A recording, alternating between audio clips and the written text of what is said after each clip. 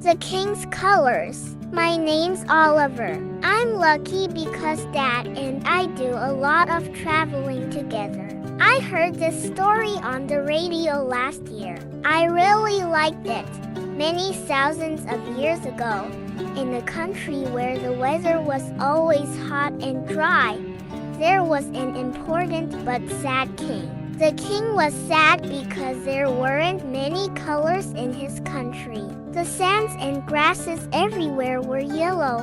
The skies were always blue and the rocks and stones were all gray. All the animals were gray to the camels in the sandy desert, the swans and the eagles, the horses in the hills and the hippos and snakes. I want more colors in my country, the king said. I want to see white, purple, orange, green, pink and black in my country. An old woman heard the king and walked for 3 days to speak to him. She was tired after her journey, but she didn't sleep. She sat down on a large rock, looked at the king and said, "Don't be sad. I can't give you all 6 colors, white, pink, purple, orange, green and black.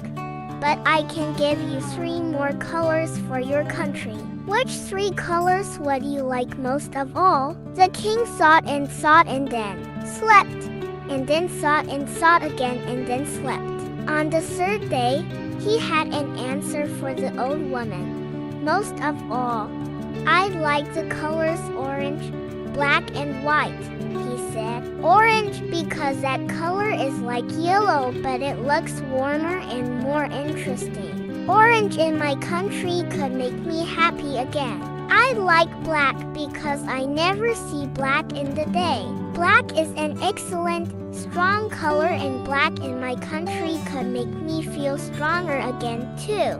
I like white because white is the color of the light from the moon, and I know that white in my country could make my heart sing. These 3 colors could make me the happiest king in the world." The woman looked at the king kindly and, a minute later, a butterfly flew onto his shoulder. Its wings were a lovely orange color. The king smiled. "Amazing," he said.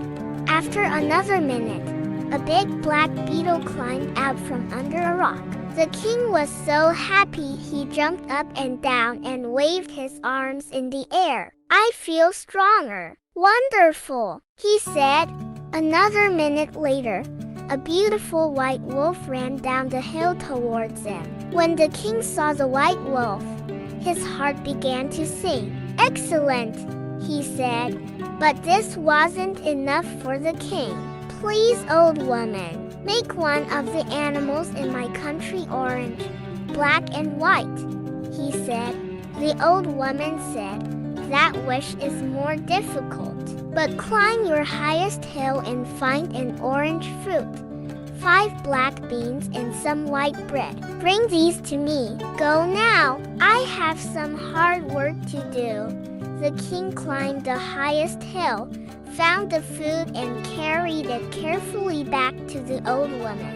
The orange butterfly, the black beetle and the white wolf followed him on his long journey. The king put the food on the old woman's rock and waited. He waited for a week and then another week and another. "I don't mind, I can wait," he thought each time the day ended and the night began. But at the end of the 3rd week, he was tired and he fell asleep. The next day, the king woke up suddenly in the midday sun. He looked at the rock, the orange fruit, the black beans and the white bread weren't there. Then something touched his back. "Old woman," he whispered, "is that you?" But it wasn't the old woman. An enormous tiger, an amazing, wonderful, excellent tiger was standing behind him. It jumped in the air to show the king its strong orange, black and white striped legs and body, and then lay down in the yellow grass in front of the gray rocks under the blue sky. Then it waved its tail and turned its head to look kindly at the king. "Wow," the king said. Now I can smile my biggest smile. Now, my legs, arms and back feel strong and straight. And now my heart is singing loudly again. The king often went to wait by the old woman's rock. She never came back but red, purple and green colors slowly began to appear in his country as well. Red birds flew above large red strawberries that grew between the gray rocks. Purple snakes slept between purple sweet potato plants that grew strong and tall from under the yellow grasses. Green frogs jumped between the pink flowers and green pea plants grew high in the blue sky and waved their leaves in the wind. Soon the country was a much more colorful place for the king to smile, walk and sing in.